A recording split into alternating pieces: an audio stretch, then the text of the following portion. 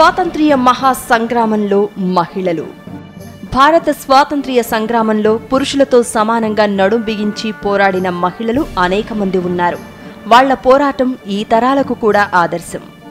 అరుణ ఆసఫ్ అలీ జాతీయోద్యమ మహిళా నాయకుల్లో ధైర్య సాహసాలకు మారుపేరు అరుణ ఆసఫ్ అలీ. చిన్న వయసులోనే ఉప్పు సత్యాగ్రహంలో చురుగ్గా పాల్గొని జైలు శిక్ష అనుభవించారు. గాంధీ ఇర్విన్ ఒడంబడిక ప్రకారం రాజకీయ ఖైదీలందరినీ విడుదల చేసిన అరుణ ఆసఫ్ అలీని విడుదల చేయడానికి మాత్రం జైలు అధికారులు అంగీకరించలేదు. ఆమెను అంత ప్రమాదకరమైన కార్యకర్తగా భావించారు. గాంధీజీ ప్రత్యేకంగా కృషి చేసి ఆమెను విడిపించాల్సి వచ్చింది. క్విట్ ఇండియా ఉద్యమ కాలంలో గాంధీజీ అరెస్ట్ అయినప్పుడు ఉద్యమాన్ని వీరోచితంగా ముందుకు తీసుకువెళ్లిన వాళ్లలో అరుణ ఆసఫ్ అలీ ముఖ్యులు. ముంబై గోవాలియా మైదానంలో పోలీసుల అడ్డుగోడను చీల్చుకుని వెళ్లి జాతీయ జెండాను ఆవిష్కరించిన ఆమె ధైర్య సాహసాలకు బ్రిటిష్ అధికారులు బిత్తరపోయారు.